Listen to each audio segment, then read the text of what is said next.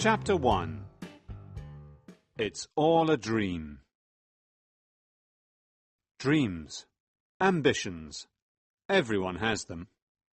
Some people dream of scoring a penalty in the World Cup final. Others want to travel around the world. Ellie Stevenson dreams of being a singer. Ellie is a normal 17-year-old girl. She lives in a quiet village in the beautiful Yorkshire Dales. She goes to school, has a part-time job in her dad's shop, and enjoys spending time with her best friends, Cassie and Skye. This is the story of Ellie, and how dreams sometimes do come true. Pencils down, please. I quickly try to finish writing one last sentence, but Miss Jones sees me. Ellie Stevenson, the exam is over. Please, miss, another 30 seconds. 5? Humph, she says, and takes my paper. There's nothing I can do now. I hate biology. I want to be a singer. I wanted to study music at A-level. You can't study music, said Dad when I told him at the start of the 6th form in September last year. If you want a good career, you need to study science. He's right. The sciences are important, Ellie, agreed Skye. I'm going to study chemistry, biology, physics and maths. Boring. Why don't you study French like me? Suggested Cassie, my other best friend. Mr. Lake, the French teacher, is gorgeous. I never told anyone about my dream after that. Now here I am, trying not to fall asleep as Miss Jones finishes collecting the answer papers after the biology exam. I start to yawn. Oh, I stayed up studying all night. I'm really tired. I close my eyes. I only want to rest for a minute. But soon I'm not in the exam room. I'm on stage in front of thousands of fans, my fans. They are shouting my name. I start to play the guitar and they all cheer. They sing the words to my latest hit. Ellie! Ellie! Miss Jones's angry voice wakes me up. Eh? Sorry? It's time to go home, she says, shaking her head. I'm the only person left in the room. Everyone else has already gone. I was dreaming again. I feel stupid as I pick up my bag and walk towards the exit. Outside it's raining. It's spring, but the sky is grey and miserable.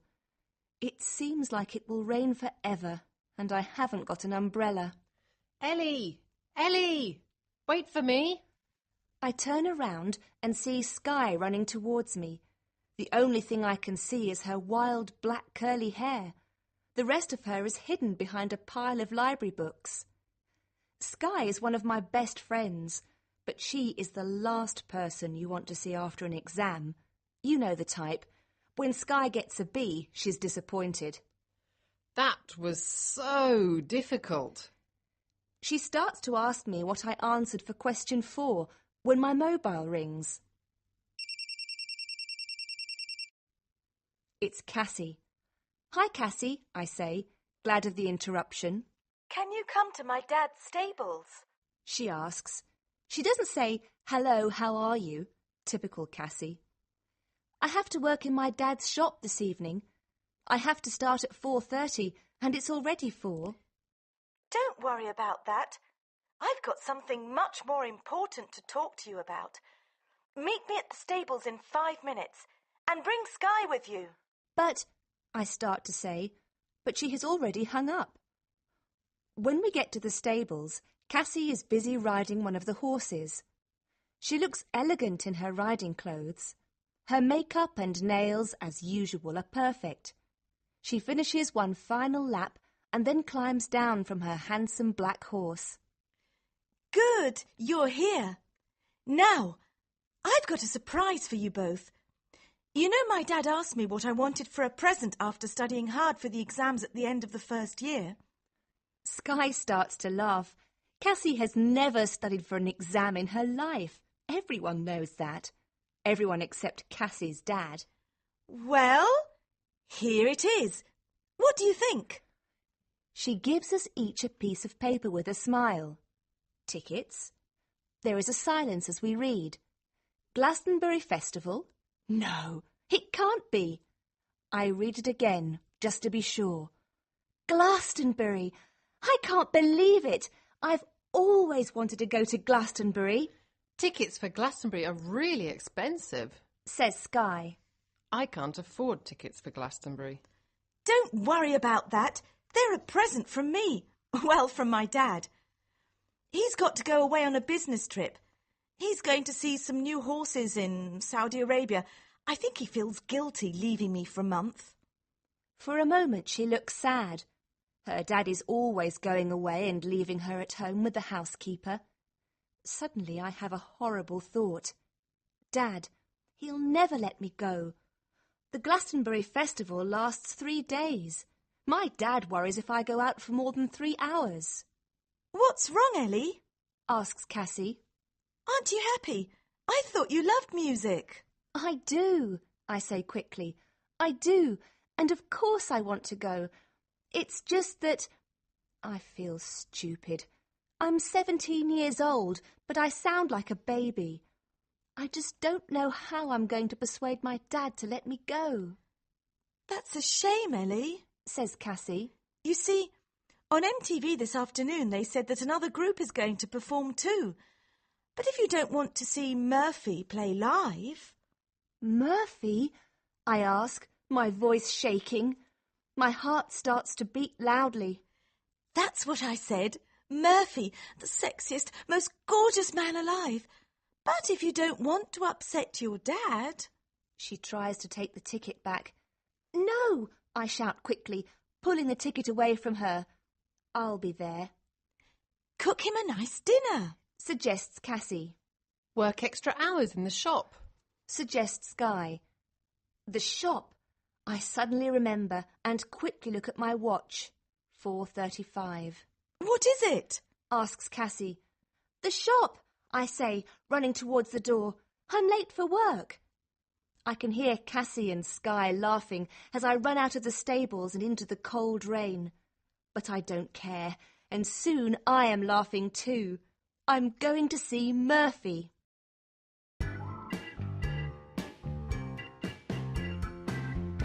Chapter 2. Lying to Dad. Have you told your dad about Glastonbury yet? Asks Cassie a few weeks later. We are walking Skye's pet dogs through the countryside of the Yorkshire Dales. I love living here. We let the dogs off their lead. They run and start to play in the fields. I feel that nothing could spoil this perfect moment. But then Cassie reminded me that I haven't told Dad about the festival. It's difficult to find the right moment, I try to explain. Cassie looks at me, and I know she doesn't believe me. Honestly, the shop's always busy, and then he was angry with me for failing that biology exam. We put down our blanket. Cassie lies down and starts to read a fashion magazine. Skye takes a chemistry book from her rucksack and starts to study. I lie down too. I thought that Cassie was happy with my explanation, but soon she asks, Why don't you speak to Liz? My stepmother? She's always trying to make you happy. If you ask her, she'll definitely say yes. Then She smiles. your dad can't say no. She lies back happily in the sun, but it doesn't seem right. I like Liz. I don't want to cause an argument between her and Dad. When we say goodbye, Cassie says, Promise me you'll tell him. I will, I say. Tonight. Tonight, I answer, but I don't sound very sure. When I get back, the shop is quiet. Dad is singing his favourite Elvis song, and I realise that this is the perfect moment. Hello, love. He says with a smile. He is busy stacking shelves, but he stops to kiss me on the cheek. How was your day? Fine. I say, but I don't look at him. I feel guilty already. Dad? For a moment I don't speak. Dad hates lies. But then I think of Murphy. You know the final exams are in June. You know, those big exams at the end of the first year of the sixth form. Yes, of course I do. So? Well, Cassie has suggested that we have a party after the exams, the last weekend in June, at her place, you know, to celebrate. Cassie's dad said that it's okay for me and Sky to sleep there afterwards. We can help clean up after the party. What else can I think of to say? How can I continue? Then we can spend the next day planning what to study in the summer holidays. Make a study plan for all of us. That way we'll all be really prepared for the next school year. Then we'll spend another night there and then I'll come back. I can't think of anything else to say. Dad looks at me in a strange way. Surely he knows I'm lying. A party? So you're sure you're going to pass next time? Of course she's going to pass. And she'll deserve a party afterwards. It's Liz, coming out of the storeroom with a large box. She has curly red hair, bright pink lipstick, and even brighter earrings. She wears so many bracelets that they jingle when she walks. I'm still not sure. Says Dad. Who's going to this party? Apart from you, Sky and Cassie. Oh, just the boys and girls in the class. We'll probably have a barbecue in the garden, then listen to music and dance. It's going to be so good to relax after all that studying. She's right, Bill. Liz smiles at Dad, and he starts smiling too.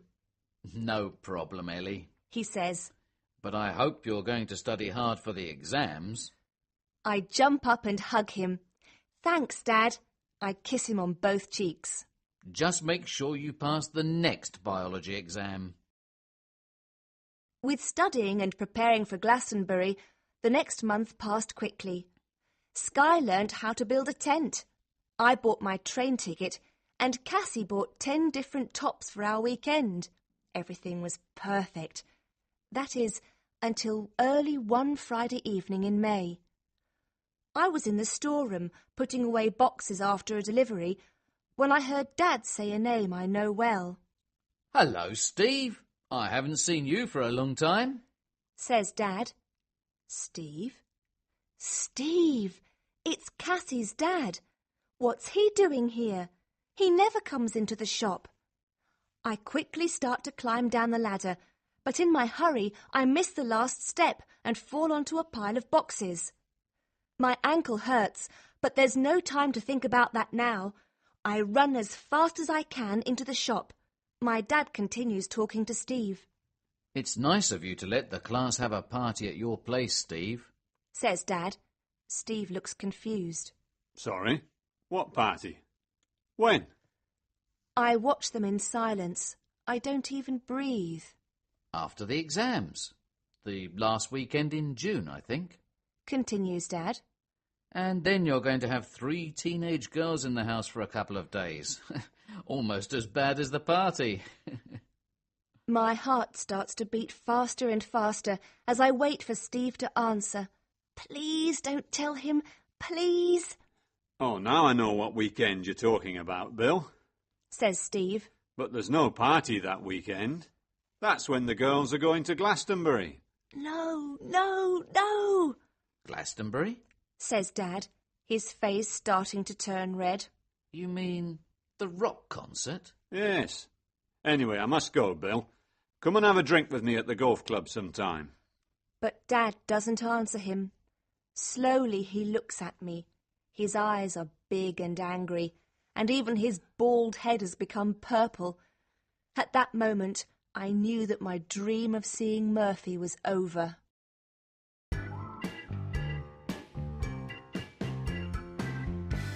Chapter 3. Dad finds out.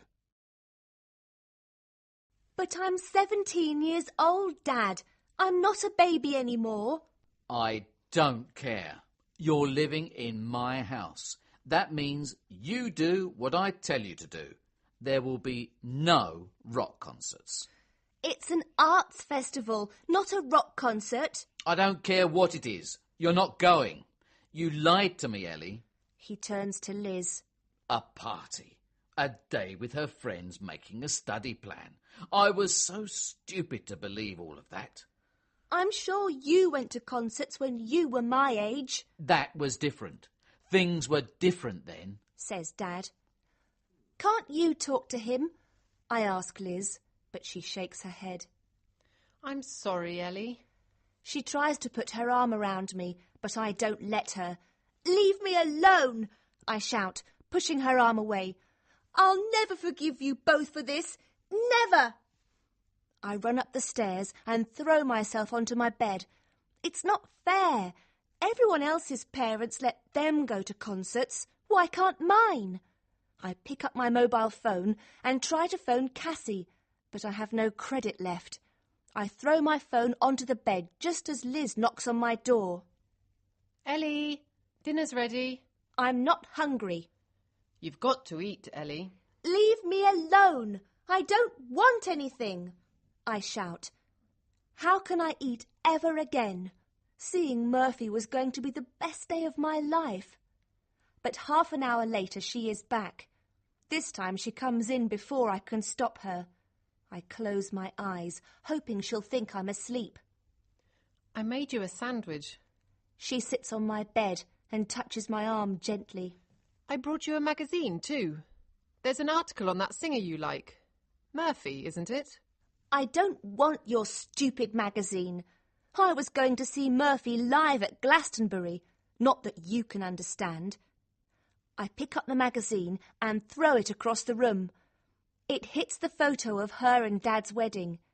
It falls to the floor and breaks. Liz gets up and slowly starts to pick up the pieces of broken glass. I tell myself that it's their fault. I'm angry because Dad won't let me go to Glastonbury, because he thinks I'm 7, not 17. But I still feel horrible as I watch Liz leave my room.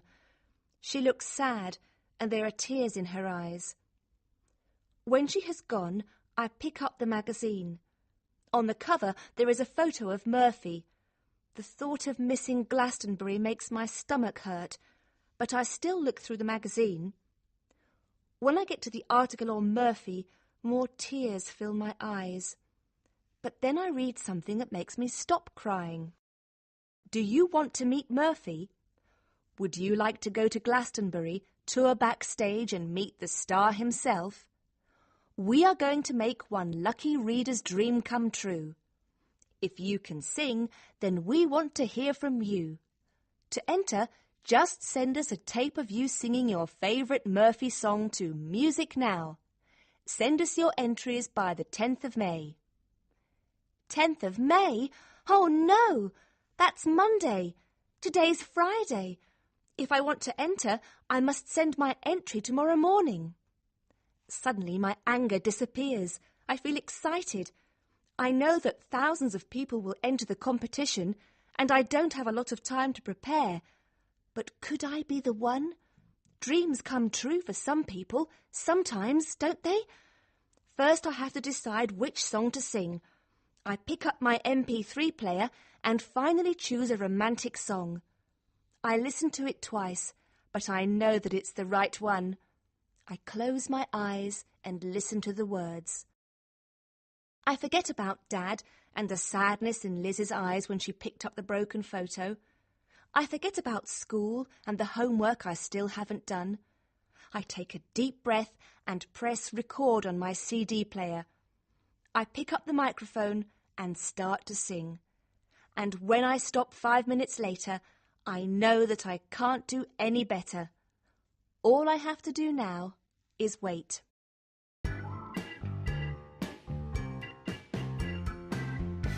Chapter 4. The Long Wait. The next morning I woke up early. When I went into the kitchen, Liz was cooking breakfast. Dad was reading the newspaper. Normally he says good morning and gives me a kiss on the cheek. Today he didn't even look at me when I sat down at the table. I heard you singing last night, says Liz. She puts a plate of bacon and eggs in front of me and smiles. Says Dad, closing his paper and getting up from the table. Liz watches him leave the room and then sits down next to me. Well, She asks, starting to eat her bacon sandwich. did you finish it?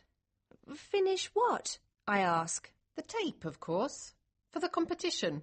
She smiles. Give it to me and I'll post it when I go to the supermarket. Just then, Dad comes back into the kitchen. Liz stops talking and we both look up at the same time. For a moment, I worry that he heard everything. Liz looks worried too. But then he picks up his glasses and says, Hurry up and eat your breakfast, Ellie. The windows need cleaning, and then I want you to clean the shelves. No problem, Dad, I say with a smile. He says again as he leaves the room. Thanks, Liz, I whisper, giving her a hug when Dad has gone. And I'm really sorry about breaking the photo. Don't worry about it. Just remember me when you're rich and famous. You're going to win, Ellie. I know you are. I wanted to believe it too. It seemed impossible, but all day and for days afterwards, I couldn't think of anything else. Just thinking about meeting Murphy made my heart beat fast and my cheeks go red. It also made Dad's bad temper easier to live with too. Because I wasn't allowed out, the only time I saw Cassie and Skye was at school. They were really sorry that I couldn't go to Glastonbury. Cassie had a big argument with her dad, and Skye said she didn't want to go to the festival without me, but I said they had to go. Then the first day of the exams arrived, and for a week I didn't have time to think about the competition. Biology was still difficult, but at least it seemed like I was going to pass. But then the exams were over, and my thoughts returned to the competition. The magazines said that they were going to contact the winner by the 22nd of June. The night of the 21st of June, I couldn't sleep. Will they send a letter to the winner, or will they telephone? Why was I thinking about it anyway? It was impossible that I, plain Ellie Stevenson, was going to win. But that didn't stop the butterflies in my stomach as I watched the sun rise the next morning. The postman usually delivers our post at about 10 o'clock. He stops for a cup of coffee with Liz, but it was already 10:30. Just when I started to imagine the worst, I saw him approaching on his bicycle. But he didn't stop. He always stops. But today he drove by with only a wave and a friendly smile. When he stopped next door, I went outside. Hello, Ellie. He says, Are you okay? You look worried. Exam results don't arrive until August. I know, I'm fine. It's just, is there any post for us this morning? We always get something. Bills usually, Dad says, but anyway. I stop for breath and try to smile. Sorry. He shakes his head. Nothing for number 32 today. Are you waiting for something important? Can you check, please? I insist. But his bag is almost empty, and I can see there is nothing there for me. Maybe they will phone instead. Yes, that's it. While I'm out here, the phone is ringing, and Dad can't answer it because he is busy. I run back into the shop, but there are no customers. The shop is empty, and the phone isn't ringing. Dad is doing a crossword, and Liz is painting her nails. Has anyone phoned, Dad? I ask out of breath. No. He says. I look at the clock. 10:55. There's still time. I wait and wait. Lunchtime passes, but still there's no news. I watch the clock, and the minutes go by so slowly, but still the telephone doesn't ring. And then it is 5 o'clock, and I know that my dream is over. I didn't win. I feel stupid for believing even for a second that I could win. Ellie. Ellie. Dad's voice makes me look up. What is wrong with you today? All you've done is look at the clock and be miserable. Peter isn't feeling very well. I need you to deliver the evening newspapers. I don't like delivering newspapers, but I pick up the bag and walk out of the door. My dream is over, broken like the picture of Dad's wedding. I want to be alone. When I get back, it is late. I wanted to talk to Liz, but she has already left for her Italian class. I can't talk to Dad. He didn't even know about the competition, and anyway, he is asleep in front of the television, the unfinished crossword on his knee. I suddenly feel very tired, so I go upstairs to bed. I don't go into the kitchen, so I don't see the note on the door of the fridge. There's a folded piece of paper on the bed, but I don't even open it. I am so tired and unhappy that I throw it angrily into a corner and get into bed. I go to sleep crying.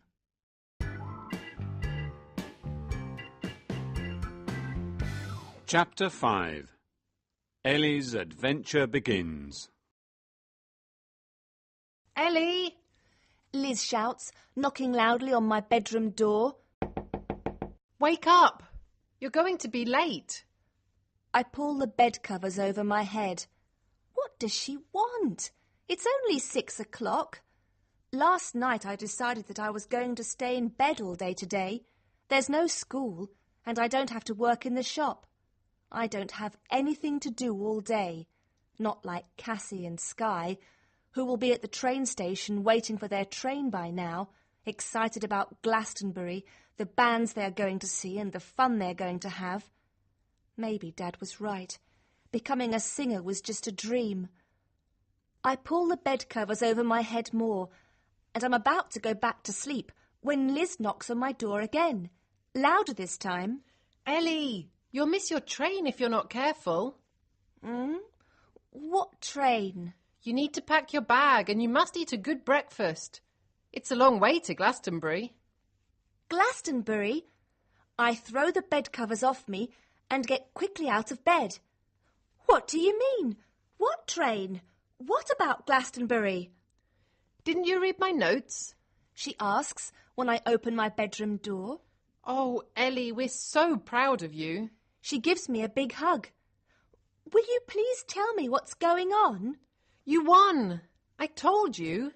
I said you were going to win. Slowly I start to understand what she is saying, and my legs begin to shake. Just after you went out with the papers, there was a phone call from Music Now's editor. Your dad answered the phone. He was shocked at first, of course. He didn't know about the competition. But when he heard that they chose you, that you were the best... She takes a deep breath. You're going to Glastonbury. You won, Ellie. You won. For a moment, I just stand in silence. I'm dreaming. This can't be true. I won. I won. I won. And then we are both laughing and hugging. When we finally stop, Dad is standing in front of me. He isn't smiling. He looks very serious, and for a terrible moment I don't think he'll let me go. What did they say, Dad? You have to get the 8:02 train to London. You'll meet the journalist who is going with you. His name's Mike Peters. And then you'll get the train to Glastonbury together. I'm still not happy about you going to London on your own. I'll be fine. What about this journalist? I don't know who he is. He could be a serial killer. Oh, Bill, Laughs Liz, giving him a hug. Ellie's a big girl now. And I'm sure she'll phone to let us know she's okay. Won't you, Ellie? Of course I will, See, there's nothing to worry about. says Dad, but this time he says it with a small smile. Now hurry up. You need to have a shower and pack your rucksack. I'll make breakfast. Don't just stand there, Bill. Find the camera. Ellie will want to take lots of photos. I can't wait to tell Cassie and Skye, but I don't have time to do that now. I don't want to miss the train, and I still have to get ready. What shall I wear? My hands are shaking as I pull out tops and jeans from my wardrobe. Nothing seems right. Not for meeting Murphy. Meeting Murphy. I still can't believe it an hour later when we are standing on the platform at the train station, waiting for the train to arrive. And you packed something warm, didn't you? Asks Dad. Yes, Dad. I'm so excited, even his worrying can't stop me smiling. And you'll phone as soon as you get there. He continues as the train slows to a stop in front of us. When I look at Dad again, there are tears in his eyes, but he looks very proud. I give him a quick hug. Thanks, Dad, I whisper in his ear. Then I get on the train. My adventure is just beginning.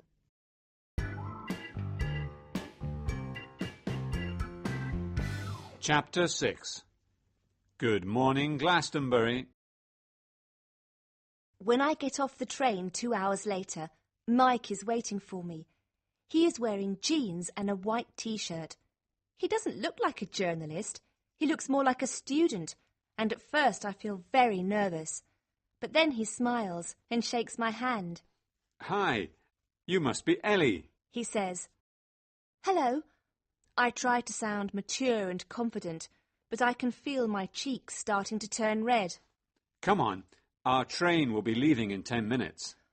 We walk to platform 4 in silence, where our train is waiting. Here we are, says Mike. He gives our tickets to a smart ticket collector. Welcome on board, sir.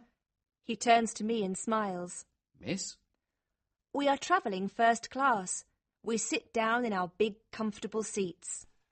You'll need this, says Mike, and he passes me a press badge. For a while, I just look at it. It says, Ellie Stevenson, Music Now. Maybe I am still asleep. In a minute, Liz will come in and wake me up. Ellie, we're going to be really busy. I have interviews to do and photos to take for the magazine. With that pass, you can go everywhere, even backstage. Sometimes I might have to leave you alone. Is that okay? Okay? Is he joking? Me, backstage? This is amazing. Our interview with Murphy is at 6 this evening. Murphy hates people who are late, so we must get there on time. He gives me a copy of the questions we will ask, and for the rest of the journey we talk about music.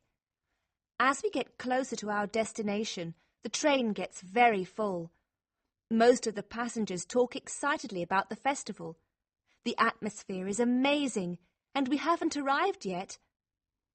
When we get off the bus that takes us from Castle Carey station to the site, it's raining, but I don't care, and nobody else seems to either. This is going to be the best weekend of my life. For a moment, I just stand and look around, seeing things that I have only read about before now. The sea of tents in the distance, the huge pyramid stage where Murphy will play later on, the friendly and relaxed atmosphere. I need to take some photos before our interview with Murphy, says Mike, interrupting my thoughts. Have a look around. This is my mobile number if you need me. He gives me a piece of paper. Have a good time. And with a wave he disappears into the crowd. After phoning Dad, I decide to phone Cassie and Sky. They still don't know that I'm here. Cassie, I say when she eventually answers the phone. Yes? The line is very bad. It's me, Ellie. Guess where I am? What? It's Ellie. I'm here at Glastonbury. I shout back. I'm at the pyramid stage. Where are you? But then I see her, so I walk over to my two friends. Sky sees me first. Ellie! She shouts and throws her arms around me. Then Cassie screams, a big smile on her face. Oh, what are you doing here? She gives me a hug and I quickly tell them about the competition. Wait a minute, Cassie says, her mouth open in disbelief.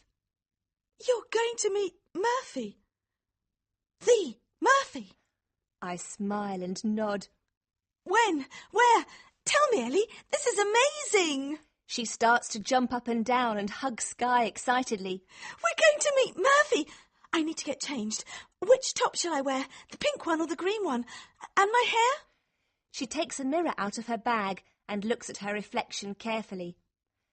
Cassie, I'm sorry, I try to explain, but my mobile starts to ring. It's Mike. Ellie, I've got the chance to interview Chris Martin from Coldplay, but he's only available at 6 p.m. That's when we're interviewing Murphy. I know. Will you be okay to do the interview by yourself? You have the questions and your backstage pass, don't you?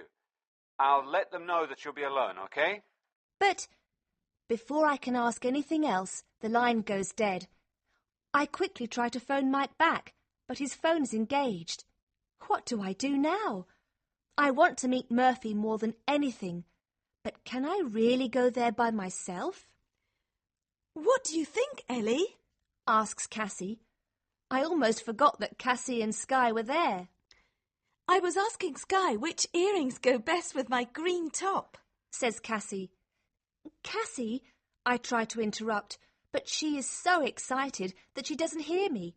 She obviously thinks that they're coming with me, but they can't. I only have one backstage pass. These or my silver ones? She holds a different earring up against each ear. Sky, you need to get changed too. You can't meet Murphy looking like that. Cassie, will you shut up and listen to me for a minute? I shout so loud that she instantly looks at me. I'm really sorry, but you can't come. Her smile disappears, but then she laughs. You're joking, right? But the look on my face tells her that I'm not. What do you mean we can't come? We're your best friends. Of course we can come with you. I'm really sorry. Suddenly her eyes fill with anger. She doesn't look pretty anymore. That's okay, Ellie. We understand, says Sky quietly. She looks disappointed too, but she gives me a small smile to show that she isn't angry. No, it's not, shouts Cassie. Don't you remember who got you a ticket back in March? Cassie, please don't be like that, I say. You know I'd love you to come too. Well then, either we come with you and meet Murphy, or... She holds her hands up in the air. Or our friendship is over.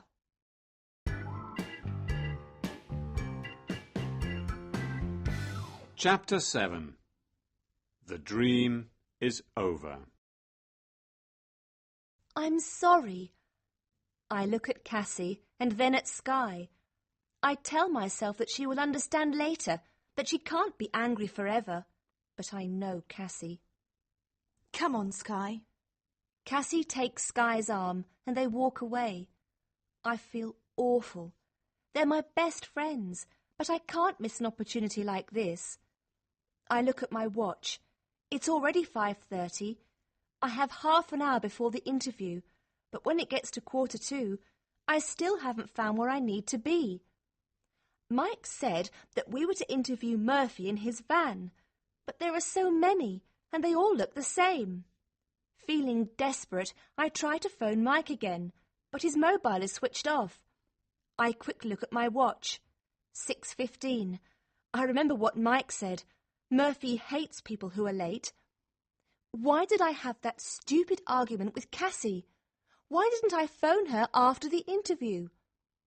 Just when I thought I was never going to find where I needed to be, I see one of Murphy's musicians coming out of one of the vans. I start to run, but then a big, strong arm stops me. You can't come back here, a loud voice says. I look up at the tallest man I have ever seen. He is dressed in black from head to toe. A label on his chest says, Security. It's okay, I say, trying to catch my breath. I'm here to interview Murphy for Music Now magazine. Murphy isn't giving any more interviews today, he says. But I've got my pass. Look. I hold it up to show him. He checks my name against a list he has.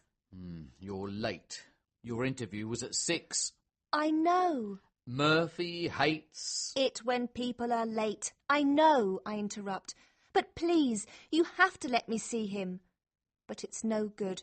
He crosses his arms across his huge chest and stares down at me, and I know he won't change his mind. What am I going to do now? How can I tell Mike that I missed interviewing Murphy because I was arguing with my best friend? I stand there for a moment, and my eyes start to fill with tears. I don't want the security guard to see me cry, so I turn to walk away. Just when I think things can't get any worse, I see Mike coming towards me. Before I can explain what has happened, he says, "I've just spoken to another journalist.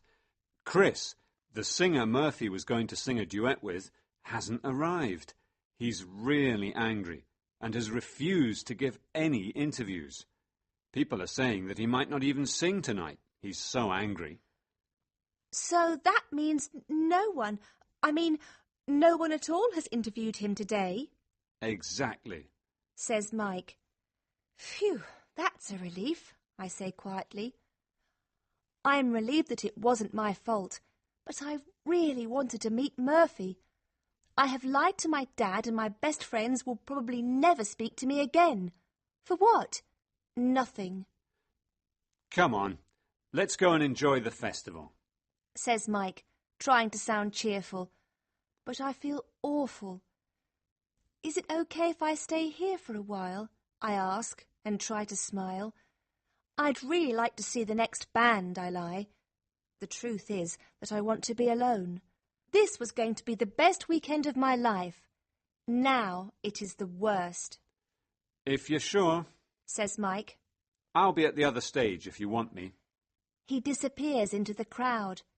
Everyone looks relaxed and happy, and I feel like I'm the only one who is miserable. After a while, I decide to go and find Cassie and Skye. I'll apologise, and hopefully Cassie will forgive me. But just as I'm about to leave, the door to one of the vans opens, and familiar music fills the air. The security man bends his head low and steps out into the rain. He sees me watching. I told you there were no interviews. You're wasting your time waiting here. That music? I ask. I'm wrong. I must be. The music that's playing inside that van, Murphy loves it. says the security guard. What is it? I mean, do you know who it is? Some girl who won a competition. The magazine sent it to him and he really likes it. So it is true. Suddenly I don't feel sad anymore. I feel excited and happy and proud all at the same time. I step closer to the van, but the security guard stops me. But you can't go in there, miss. He says, "You don't understand," I say. "That's me. That's my song."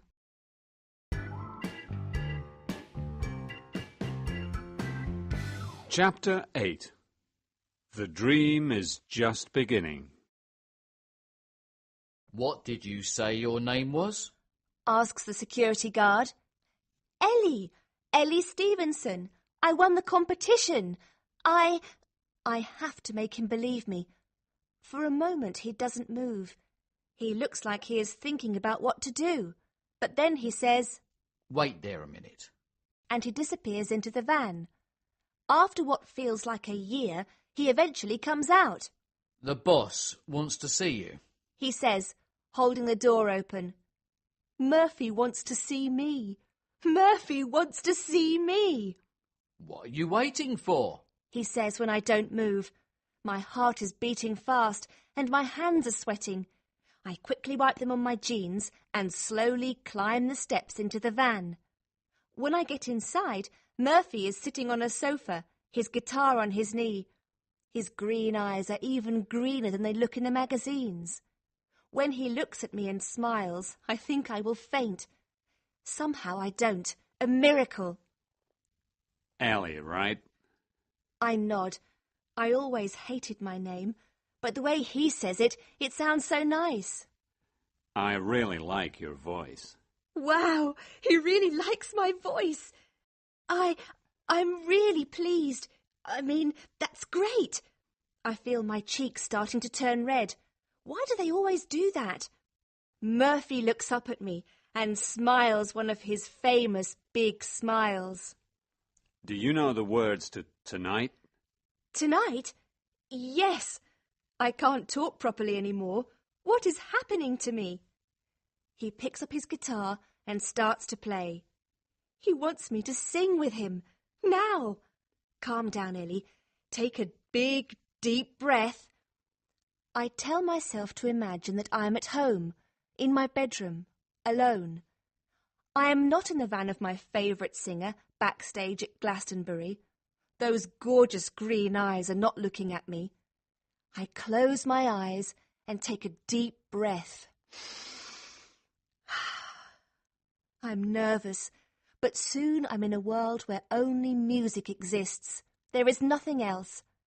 I start to sing, and only when the song is over do I open my eyes, instantly embarrassed once more. Terry! Murphy shouts, and the security man appears. Yes, boss?